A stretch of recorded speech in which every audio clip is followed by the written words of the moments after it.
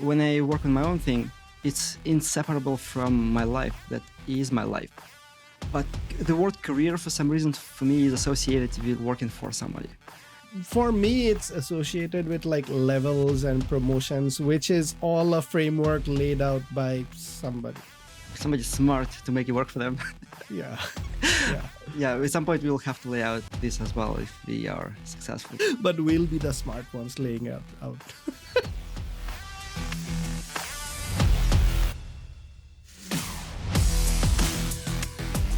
Hello and welcome to the Metacast podcast, episode 24, part 2. In part 1, Arnab and I talked about our decisions to leave our corporate jobs, why we made the decisions, how we did financial planning, how we managed risks, how we prepared our families, etc., etc. In part 2, we talk about Arnab's story, and we also talk about the corporate cultures in Google and Amazon and how they differ, and which culture works better for what kind of business. We also discuss what kind of culture we want to build in our company and what we would borrow from our past experiences. Enjoy. So when you were leaving, I mean, you first took it like leave of absence and all. So maybe let's talk about like leaving nicely, because I think both of us left pretty kind of nicely on good terms and all that. Also, it's one thing that Tony Fadell mentioned in his book Build. He talks a lot about like not burning bridges, and that's I think generally has been a philosophy for me as well. So how did you plan your exit? And actually, let's take a step back. Like, what actually inspired you to leave Amazon? Because you were with Amazon for 12 years. You were a principal engineer. It's a big deal. I know you will not say it yourself. It's a very big deal. Very high level, like highest level, pretty much, I guess, highest level for most engineers in the company. I would even say it's unreachable for most engineers at Amazon. And somehow you decide to leave. So what was your motivation? What was your inspiration? Why did you even start thinking about this? In the first 5 minutes, you said something, but I didn't want to interrupt you.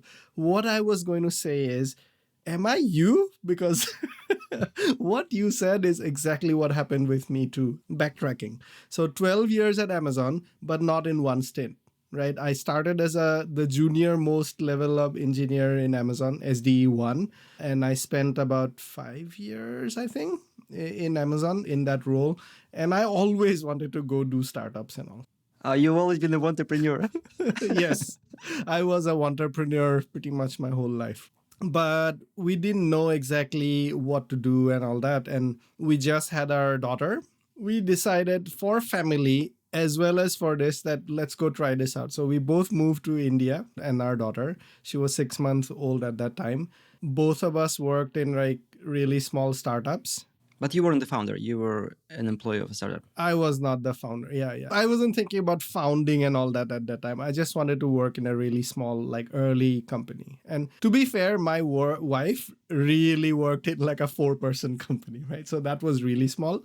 I worked in more like a 50-person company. So it was already a couple of years old and all that. But it was still a pretty big difference compared to like a big tech company. And then I'll fast forward 2-3 years there, kind of figured out that she had a few pretty bad experiences, right? Working there in a very small company. And my daughter was not happy with like preschool and all that already. And we could see like all the stress of academics and all that's very normal in India. In a way, maybe it's good that you're so academically focused, but we were not ready for that. So we decided to come back. And that's when I had a few offers, but then I decided I really like the manager. So actually, Craig was going to be my manager's manager at that time. And I really liked it, right? Liked him. And I said, okay, this org will be a good fit. Let me go there. So Craig, if you're listening to this, we love you. Yeah. Craig and his manager, Ken Nexner. Ken Nexner was at some point my manager previously too. And I really liked it. Oh, you're kidding me. Ken Nexner hired me into this role. So I really liked working with their org. So I came back. But that burning desire to like go do something, the startup thing was always there. But now I think I did get to work on really interesting projects. You, especially working with you for those 5 years was awesome. I think that experience that you and I had and our team had is very rare at a big company, which is like start something from scratch with 1 or 2 people, grow it over 4 or 5 years, almost like a startup kind of experience, but without the worries of finance and all that. You know that you're budgeted for at least the next year. You don't know what will happen after the next year, but worst case, you will go on and ask to work on some other projects. Now, in the second stint, I had a lot of fun working and we built really awesome things, right? And because of all that, the team grew. We got more and more exciting people joining in, and the products we launched. I want to interrupt you and ask you a question. So before I left 3 years ago, we were just starting to work on one thing that launched when? Like a few weeks ago. A few weeks ago, yes. Yeah. That's reality of a big company. That's the reality, right? Like you're launching a major new thing for AWS. It has so many things that you need to think of, right? Because there are customers of all sizes and shapes for AWS, and it needs to satisfy all of them. We won't go into the nitty-gritty details. Feature-wise, when I had left last year in like August, features were, well, not pretty much, they were done. But there are big things that still needed to be done. And I don't want to get into all the details. So it does take more time. So, in reality of a big company, you have a product that works perfectly. You need 6 months to tighten it up, like operationally and like process and approvals and what have you, right? Yeah. Anyway, so, and I think a year or so before I left, I got promoted also to the principal position, just like you. And there's this the saying, right? You will tell me who said it, but you, in an organization, you grow to your level of incompetence. That's a Peter's principle. Peter's principle, yes. I think it says everybody is promoted to their level of incompetence. And the premise there is that you can't be promoted further because you're already competent in at what you do. So basically, you stop at that level where you actually no longer are competent. Right. I feel like I reached that level. I don't know if it was actually incompetence or more like unwillingness to do what that role required on a day-to-day basis. Nature of your day-to-day work changes so much. Yeah. But by the way, that principal role at Amazon, and there's always levels and levels, right? There's like senior principal and all that. But like you said, it is a pretty prestigious role in a big tech company. And it was fun being recognized for it and all that. But it took me very far away from what I like doing, which is working on the product. Typing on keyboard. Yeah. Typing on keyboard and not being on meetings too much, I think. Yeah. It took me far away from actually building things into the strategy, and I wasn't a manager, so there was no people management, but still in that kind of role when you're working with like 60 to 80 people, 60 to 80 engineers. I don't remember, maybe 45 to 60 engineers in our org at that time when I left. That's a lot of people, and you're expected to know about everybody and all that. So all of these things was taking time away from what I like doing, which is building the thing. And which is where I and you, we had a lot of fun in our time at Amazon working on actually building the things. So that's what kind of made me feel like, okay, this is not going to work out. But like you said, I didn't know what I wanted to work on yet or where I wanted to go. So I took a 3-month leave of absence. The org and everybody was very supportive, right? They were like, yeah, go figure it out, right? If you want to come back, yeah, this is what we'll work on together. If not, you figure out what you want to work on. And that was cool. Yeah. Were they expecting you to come back? It depends on different people. I think some people knew that I'm not going to come back. Some people hoped that I would come back. Some people felt that I would come back. Yeah. And I think there was a lot, not a lot, but there was a fair bit of like showing the future part too, so that I would come back. Between me and my manager and a few other managers, there was even a chat about like, let's figure out what your ideal role is. You come back and you do that. Stop doing what you're doing now. You've earned your right to like have a custom role designed for you. Like that's just how good you were. It's not going to be like a custom role. It's still going to be the principal engineer role, but the kind of things you want to do and the kind of like teams you want to work with rather than like what you're doing right now. But I think those things, like you said, if I had done that within a few weeks, I think I would, like you said, after joining Google, within a few weeks, you realize it's just different branding, the same things, Yeah. In your case, it would also be, the same company. same people, at least, a subset of them. Yeah. Because ultimately I was happy with the people, I was happy with the company. It's what I want to work on is building things, and you just can't be expected to do that amount of hands-on work and not do a lot of the other things that the role requires of you at that high level of role. Yeah. Actually, I think it resonates very strongly with me because when we were doing our chatbot thing, when it was a very small team, like 5 engineers, I was basically doing all of the other functions that needed to be done. Very, very scrappy, right? I remember I did things like, oh, I need some analytics, but I don't want to distract engineers, so I'll just write my own script to get the data. I actually had the time because I didn't have so many meetings. I could just spend 3, 4, 5 days like in a row, deep work, building something for fun. Not for fun, like because I needed it. It was like poor quality code, but it got the job done. And I think when I got to principal product manager role, I didn't have time for this. I'm like, yeah, read this doc about thing you don't care about and provide your opinion on it. And I'm like, I don't even want to have an opinion on this. It's like one of those things, right? If people talk about politics, I don't care about politics. I don't have an opinion. And that's okay, but like it's not okay if you're a principal at Amazon, because you're expected to. And I think when I left to Google, when I joined Google, that's what surprised me actually a lot is just how hands off you become there. Because Google has different levels, but I think I joined kind of an equivalent level at Google. And yeah, like you want to get some data, there is a business intelligence team. And just give them the requirements. Like 5 months later, you get your dashboards. It depends. It depends on teams, of course. But yeah, like some things I can get for you very quickly. But some things like you have to build all of the pipelines, all the data, all of those privacy approvals. One thing that I want to say to Google's credit, Google has a very, very stringent internal processes about privacy of data.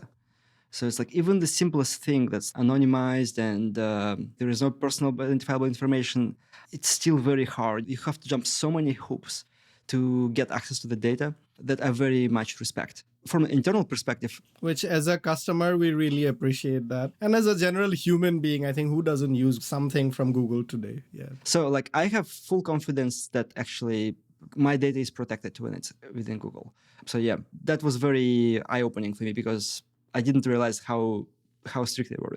But when you work internally there, it's very annoying because you have to jump all of those hoops, right? Yeah. Like things that I did at Amazon like 6-7 years ago would be unthinkable they're probably unthinkable at Amazon at this point. At now, yeah. Especially in AWS. Especially in AWS, yeah.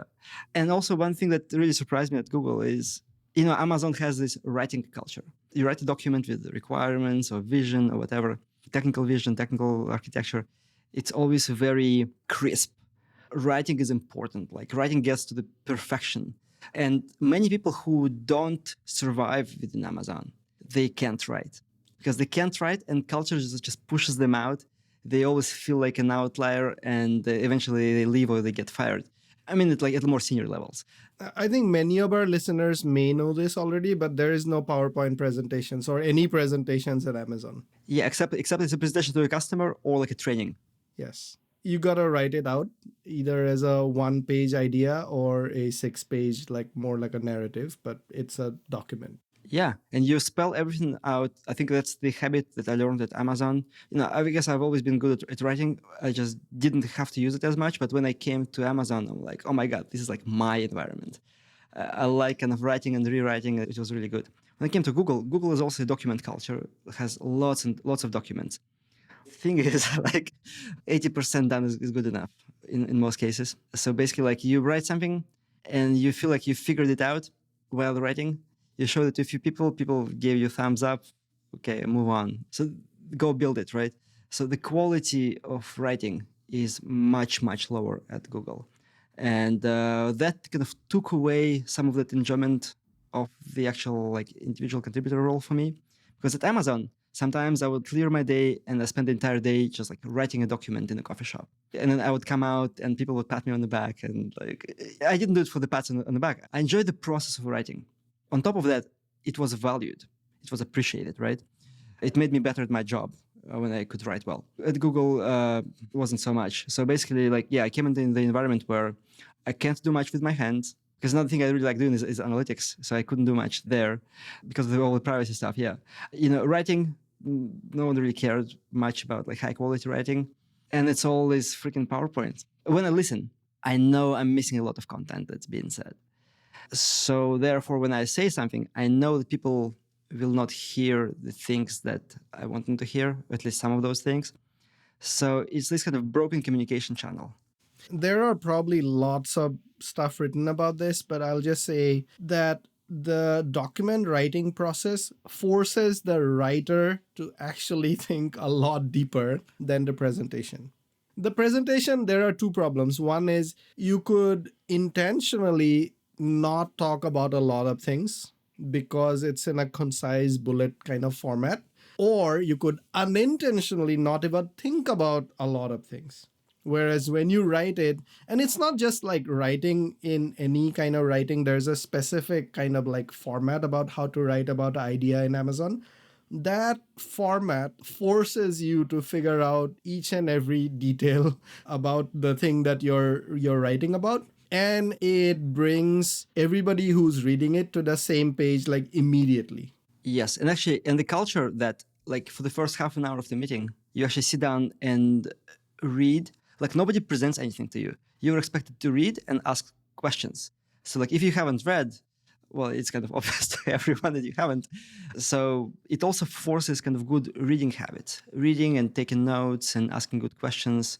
That's another good thing about the Amazon culture. Because by the way, first year at Google, I was like, should I just go back to Amazon? It's just not working. That's how I was thinking about my time at Google.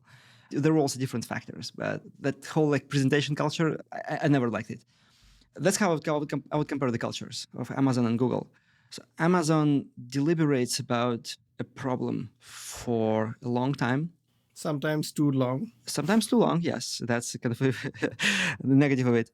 But like you write a doc, you go through all of those level of hierarchy to review that. So like our chatbot, we met with Andy Jassy 4 times to launch it. So you go all of the way up to the CEO of AWS and all of the levels in between. And you get lots of questions that you learn from. Because like when you sit in a room with Andy or like previous couple of levels and people ask you questions, it's like nobody else who you reviewed it with before thought about it. From that perspective, yeah. Yeah, because like those people are more senior, they know a lot more than you, they have much more experience. So you learn from that because like that next time you should think about that. I remember that first meeting with Andy. Andy reads the doc and he's like, how about X? I can't disclose what was asked there. But everybody in the room, like all of the senior vice president, like a few VPs, all of the directors, everybody just dumbfounded because like nobody thought about that. We've been talking about that for months. Nobody thought about that. That's just what you get out of this.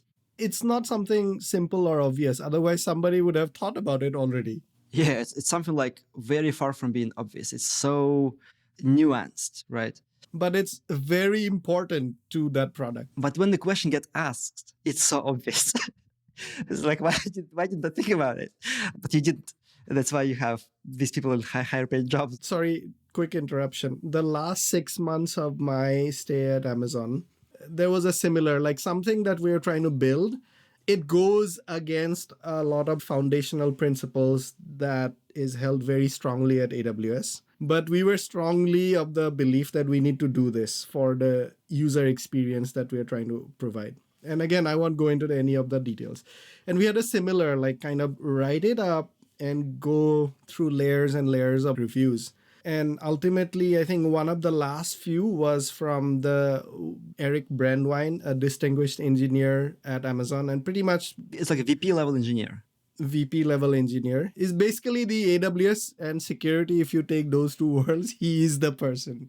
And he reviewed it. He worked with us quite a lot actually to refine this idea because he saw that, okay, this makes sense, but not in the way how you're thinking about implementing it. And I had a similar kind of experience going through that too. And that's actually one of the things that took that last year to build out after I left. Okay. Yeah. So to finish my thought, like you deliberate a lot. And then docs really make it more obvious, more crisp at every iteration.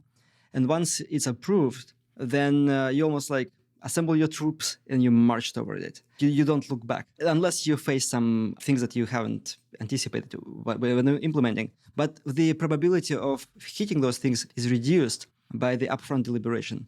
Not fully eliminated, but it's reduced. So on the other hand, the Google's culture is more like, oh, let's do something and then figure out the details later. Would you say it's more pragmatic or? I think it was more pragmatic when Google was maybe 50,000 people. It needed to win in the market. And also when it was only serving consumers.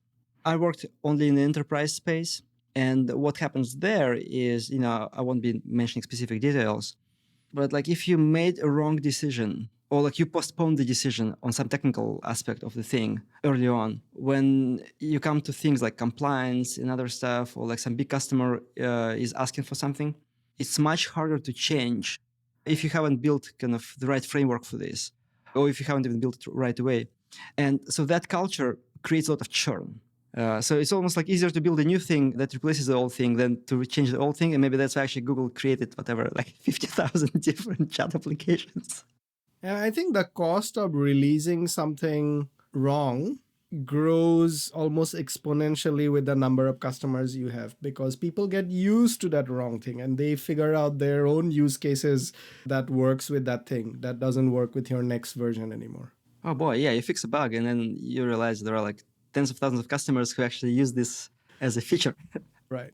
So I think that level of deliberation is required in that kind of enterprise atmosphere, especially in AWS or Google Cloud, where there are like people building their whole businesses around it, and huge businesses.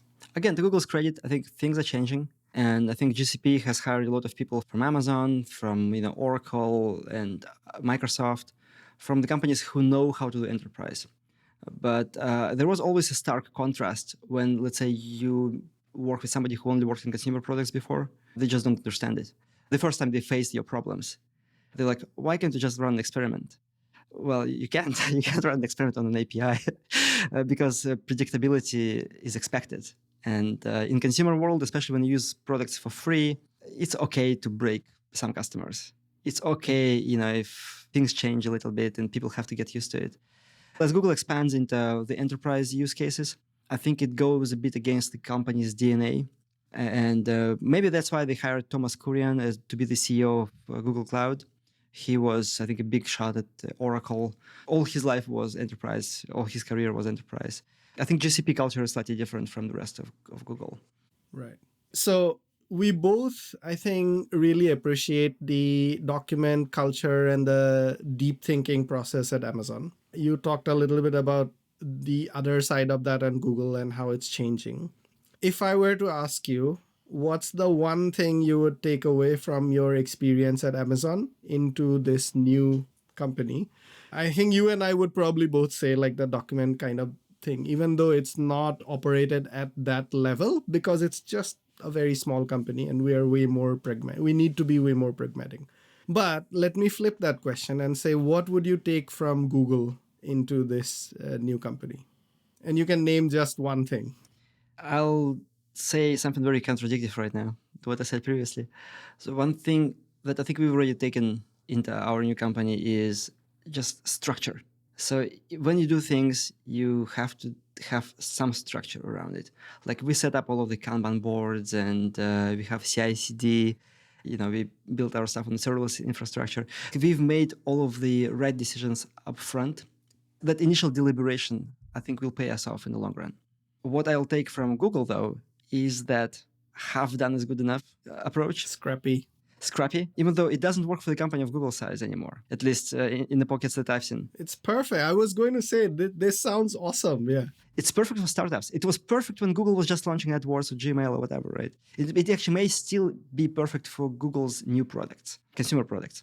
So yeah, I want to take that. Like a couple of days ago, I was writing something for our company and I'm like, this is good enough. I just abandoned the doc. We had a quick chat. We made a decision. We just put a decision in a GitHub issue so that we actually remember how we took the decision. But the doc, screw it, throw it out. At Amazon, we would have agonized over it for another few weeks. And by the way, it was a decision about the company name. Yeah. Okay. And I think so actually, so listeners should, when you get your hands on our app during alpha, be prepared for something scrappy. Because what we want to validate first is our core hypothesis. We'll talk about it in the next episode. But I showed it to my son and he was like, "Oh my God, this is so cool." And like he was like doing things in the app. And he's like, "Yeah, but it's buggy." Yeah. Because there was some UI junk. Yeah. So we'll learn and grow from there, I think. Yeah. But the core thing is what we need to validate. Okay.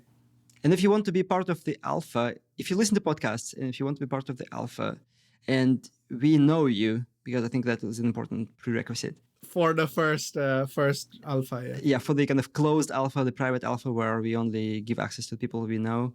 Yeah, reach out to me or Arnab. Right. The next few ones are going to be a bit silly, but I want to end on a bit silly note. Okay. There are a few more serious questions, but I'll try to interleave it, okay? If the new thing that we are working on was a Google product, what would it be called? And when will it be shut down? I feel like by using a name of a Google product, that might be disclosing what we're working on too much. Next question, please. Okay. Okay, you can still answer when will it be shut down, though? Well, I believe it will be a very large and successful product, and it might have just become part of the Google portfolio eventually. I mean, I will not be surprised if down the line Google might be an acquirer. So, let's hope for something like that. That will be cool. Yeah. So we shouldn't say bad things about Google. No, we never say bad things about anything. Yeah, we're just being honest and a bit nice guys. Yeah, I forgot the word for this, but yeah, we like to make fun of things. Yeah. If you could have one person as a mentor from Google continuing on, who would that be and why? You don't have to name the person if you don't want to name them, but why? There is one person at Google. I'll name him. It's okay. His name is Amit. Hello, Amit. Now I have to listen to this. So I'll send it to you. He's a director in the same organization where I was in. He's from Israel. Maybe that's what makes him a perfect mentor. He doesn't hold back really good critical questions. So he would always be like, hold on a second. And then he would ask a question that just pierces through the issue and makes me think. That's what I really appreciate in people, right? I mean, Amit is very nice, but he can ask those questions where some people would hold back because they would be afraid of being perceived as maybe not nice. And I'm saying it in a good way, you know what I mean? Like some people might have their guard on. I don't know if he does it to everybody or he does it just to me because he knows that I will take it really well, right? But that habit of his, I think it's also partially cultural. That's why I mentioned Israel, because some other Israeli I know, they are the same way. Shani, hi. But yeah, and also he has experience in both consumer and enterprise, and I think he thinks in the right way. So yeah, Amit it is. All right. I don't know how much time you got to spend in Google in office because you joined during the pandemic, right? And then you moved to Florida. Yeah, so I joined in June 2020. I got my offer in April 2020, I think. And I joined in June or something. Did you work from Google offices a little or? I never worked full-time from the Google office. I visited the Google office for 3 or 4 days in 2 trips. Actually, both of them happened in the last 6 months. Right. Okay. I was going to ask, what will you miss the most from Google offices now that we won't have anything? Here's the thing, right? So I'm sitting in this very nice, spacious, sunny, well-lit room in my house, right? So my home team was based in Seattle, both of my teams. So when I was visiting Seattle, which I spent 7 years at, I was visiting back from Florida. I think it was in November. And I remember I woke up at 7 or so and I went to the office, it was dark. And then it was 4:15 or so. And I peek out of the window and it's dark. And I spent most of my day in the meeting room. And the meeting room in that Fremont office all of the meeting rooms were they don't have windows, they're inside the building. So that day, the only time I saw daylight was when I maybe was going to the restrooms between meetings and also during lunchtime. I don't miss that at all. And also being in the office made me so tired. I don't think I ever want to work from an office again. I do like visiting the office, like meeting people and all that. It's a very different vibe, but I don't want to do this more than a few times a year. But free snacks, I think that was cool. They make you fat though. I heard amazing snacks too, but yeah. So surprisingly, actually, like half of the snacks were, like nice, healthy snacks, which you would expect from a company like Google that like cares about everything. But the other half was actually junk chips and all. And yeah, I was surprised. I thought it would be only like apples and like kind bars and all that stuff. But yeah, they have junk too. Right. Okay. Last two more questions, then we'll wrap it up. What was the biggest risk you have taken previously in your life, and how does it compare with this one? I'll tell you this. When I wanted to go to do an MBA, I was still working with DHL in Germany. DHL was going through rounds of layoffs. And by that time, I applied to Harvard and Stanford. I got rejected from both of them. And I was like scrambling to apply to a few more business schools. Wharton was one of them, which I eventually got into. But I was still in the process of applying. So like I already got rejections from my top choices. I was applying to my third choice. I didn't know if I was going to get accepted or not. But then DHL is doing these rounds of layoffs. And I'm like, I just can't do this job anymore. If I get into business school and I get laid off from DHL, I can use this money to pay off, some of that expense, because it's expensive to do an MBA. It's expensive to live in the States. We have a child already. So when people announced layoffs, because in Germany, like they have to tell layoffs are coming, and then people are in the limbo for a few months, I raised my hand. I'm like, can I be laid off? And I actually don't remember. Maybe I was just so scared. I actually don't remember that. But a friend of mine, he told me that's what I did. Because for some reason, I had this recollection that I talked to my manager privately. But maybe I talked to my manager privately afterwards. But yeah, basically, I raised my hand. Like I said, like, can I be laid off? I think they deferred answering that question. I talked to my manager. I was very fortunate to have Mo. His name is Mo, as my manager. Very supportive. He did a lot for my career. But he was also vice president at DHL. He was very kind of high ranked. And he's like, I don't know. I'm like, listen, if I get accepted to the MBA, I'm gone. But guess what? You have to fire someone now anyway because of the layoffs. And if you fire someone now, because everybody is good on the team, it's not like you can just get rid of someone. You have to get rid of somebody good. And I'm also gone. You lose at that time probably like 20% of your team, and you can't hire a backfill. And he's like, yeah, makes sense. Send me an email. And yeah, then he like talked to the CIO and all that. And they're like, yeah, we will do this. But like stay for a few more months, finish the stuff that you work on, etc. I took that payout. Voluntary laid off. Deferred by a few months without knowing what I'm going to do next. And I had these crazy ideas about doing like an e-commerce company selling like diapers in Germany, Japanese diapers in Germany, because I really liked those Japanese diapers. I had to order them from overseas. It was a very difficult process. So I'm like, okay, so I'm going to use those tens of thousands of dollars to do that. Eventually, so that happened like in December timeframe, I think. By April, I learned that I got into the business school. From that point on, it was all like kind of laid out. It was like, I guess, a similar kind of risk where I didn't know about my future. I think in some ways it's also even more unknowns because you were coming to a new country, you were coming to study, you didn't have like immediately in the next 2 years, you're definitely not going to make any money. You're going to be fully absorbed in like basically your academics, and your wife and your kid are coming with you to a completely new country and culture. I didn't feel about this as a risk though, because I thought that if you get into one of those top programs, I think Wharton was like top 3. I mean, Harvard, Stanford, Wharton, they always like, well, at least they used to be. After 2 years, like you recoup. Yeah, after 2-3 years, like you recoup. I mean, it's not guaranteed, but the probability of that is very high. I think where I took a risk is like, if I didn't get into the business school, then yeah, I would have left with this kind of pile of cash in a country where I don't speak the language, where my status is based on my job, and with a young child. But the thing is, like, I thought I would use this money to start something up. Start a business, Yeah. So this time when you left Google, did you try to get laid off? Because Google did have a few rounds of layoffs.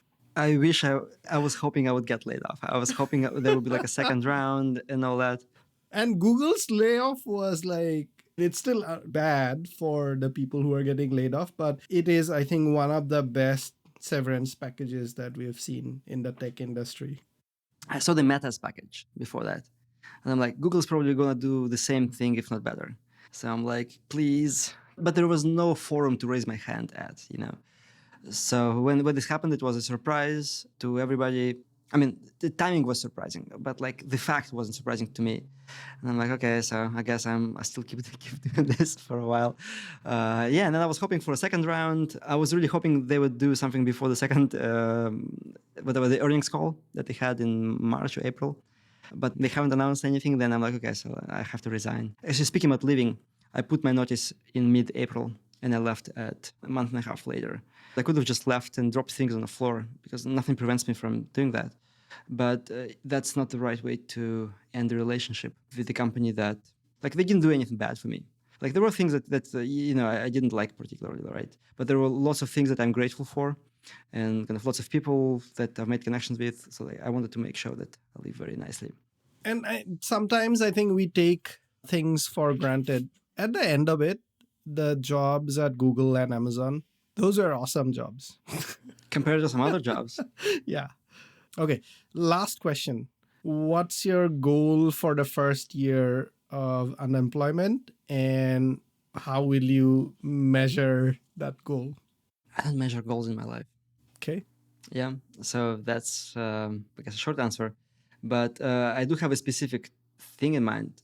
So first of all, I wouldn't call it unemployment. I will hold an executive position in a paper company. You're the CEO now. Oh, yes. And co-founder. So, but once we launch, I think that shit will get real because we intend to have monetization up from the first days, from the very beginning, because, we need to make money. So my short-term goal is to make sure that our company has enough MRR to pay you and me an infrastructure cost. So at least to the extent that my runway is extended, let's say from 1 year to like 2 or 3 years. And then eventually I don't have to use my savings at all, and eventually I could save up as well. But that's like longer term. So, but yeah, I think I would call it a success if in 6 months I don't have to spend my savings. I would have like a big success.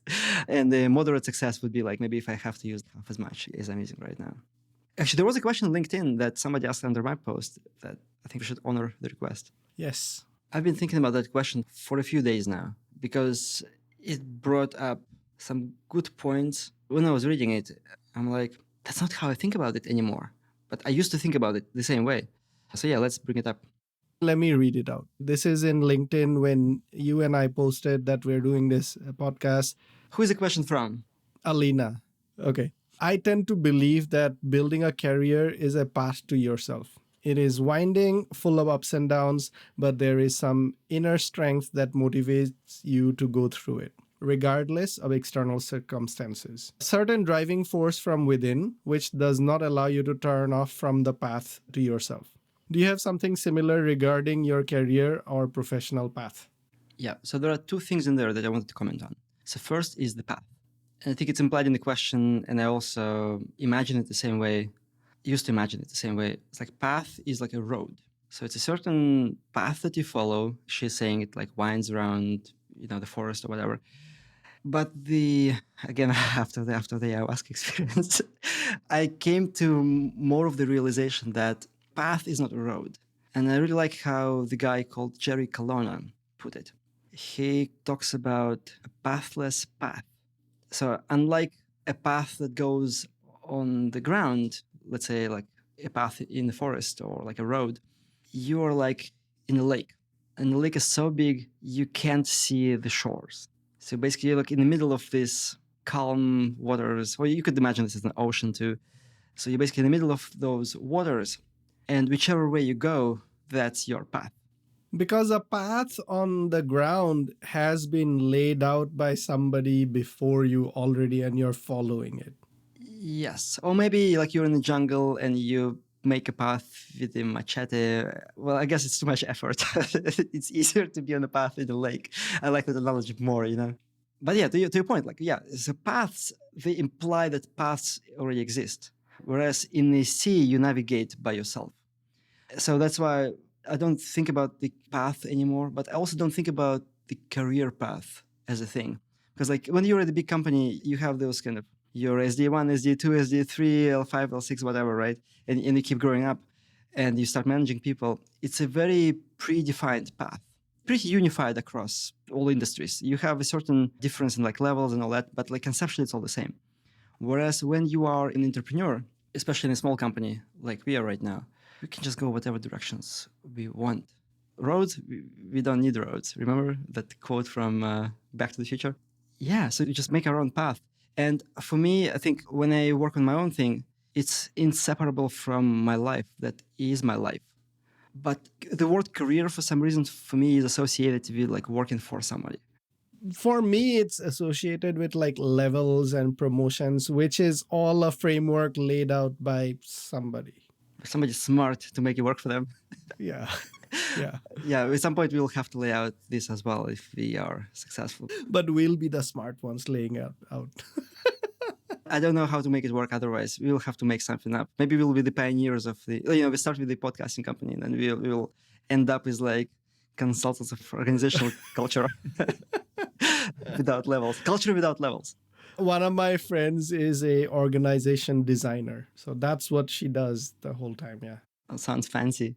Yeah. So the second part of the question was about the internal drive. And I think that can take different shapes and sizes. When you can be driven by ego, and again, that's something that kind of got shattered for me when I was in Peru. It's like you want something because other people have it. So you are driven by jealousy, or you like want to get to the next level or whatever, right? Yeah, you're reducing it to the basics, but yeah, that's what it is. Yeah. That's what it is, right? You want kind of more of the same that somebody else has. Then you kind of keep going there. Or kind of another way that ego works. You want your mom to be proud of you or your dad, right? You close that thing. You may not even realize that. But if you expect somebody to tell you you've done a good job and you reward you for that, and you really feel happy when somebody is doing that, that's not healthy. And I hate to say this, but it's not healthy because if you work for praise, it means you have not gotten enough praise, or you've only gotten praise when you did something good. Maybe you haven't gotten that unconditional love from your parents. And that's why you have to earn that love. And that's what you just keep doing as an adult while working a job, right? But also because you can't expect unconditional love from a company. No. So that's why like you're never going to get that love. That's why it's never enough, right? You get the senior, you get the principal, then like you're going to get the director. Each level, most people will start to get more busy, do less of the things that they like, get themselves like in golden handcuffs, expand their lifestyle, which they don't need to after a certain level. And then they just get trapped in there. And I think I'm not immune from that myself. It's just like when you like work on your own thing, you start to see things differently when you don't have income. But that's like the ego drive, right? So that's like an unhealthy drive to achievement in a society, which I think all of us have in some way or another. The other thing is like that internal fire that burns in you. You know who you are and you follow that path. But I think that path is usually like, oh, look, I know I'm meant to be a VP at Amazon. Like, no, that's not the thing I'm talking about. Which may be true for somebody, but not for you and me. Yeah. Which may be true, but only in a way that maybe your passion is to, not passion, like that your vocation, right, is to do certain things for people that you can get best at while being a VP at Amazon. Maybe like you're really somebody whose path in life is to help people connect, for example, right? And you create Gmail. Then it makes sense. You could have created Gmail by yourself, but it's just easier to do it inside of a big company. But because you did that, you became the VP, a VP in Google. Yes, makes sense. Yeah, and VP is just like a derivative, I guess, success thing. Byproduct, yeah. I think for me, I don't even know what my vocation is in this regard. I know I like to create. Creating things that I personally enjoy, that I love, is what I want to be doing. And that was also partially the reason why it was really hard for me to work on some of the things at Amazon and Google. It's just like I didn't care enough.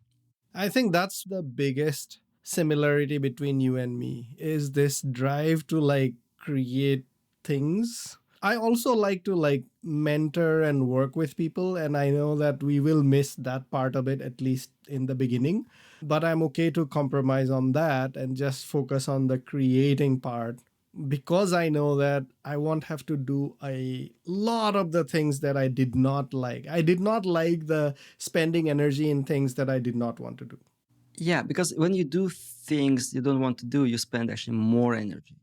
So even if it takes the same amount of time, just like agonizing over like how you don't want to do this review, you'll consume like 3 times more energy for the same amount of time. Or maybe actually you'll consume 3 times more time because you don't want to do it. And it's like you become kind of counterproductive in that regard. So yeah, I guess one thing that came to me in Peru as well is like lead people with your voice. And I'm like, wow, that's like just like how I felt it. And maybe this is where the whole podcasting thing comes in, right? When I came back, I wrote on my whiteboard, amplify people's voices. And I like doing that. I like doing that in the podcast. I think with the technology that we're working on, we will give a lot more people a lot more opportunities to use their voice, amplify their voice. Yeah. Well, we are almost 2 hours into this recording time. We'll cut it short, but still, this is going to be a long episode. I feel like this was one of our best episodes so far. But listeners who have listened to it all the way till the end, please let us know if you liked it. If you didn't like it, let us know what you didn't like about it. Yeah. Leave us a rating, review, comment, all that good stuff. Spread the word if you like this episode. If you don't want to share the whole podcast, that's okay, because we are a mixed bag of as we grow up in podcasting. But if you like this episode, share this episode with people you know. Yes, and if you know somebody who is building some cool podcast technology or have done some work, if you know somebody who worked on the iPod 20 years ago, send them our way. We would like to interview people like this. Yeah. And if you're listening to this because you're also a entrepreneur, let us know. We'll love to have a chat. Stop wanting, start doing. Or figure out a way to stop wanting. Yeah, I'll link that podcast episode with Alex Hormozy in our show notes. It was a very good, very good episode. He guys does like gym turnarounds. I don't even go to the gym. I have no idea what he does. But the conceptual ideas that he brings up, they are applicable anywhere. Right, cool. This was awesome. Thank you, Ilya. Nice chat.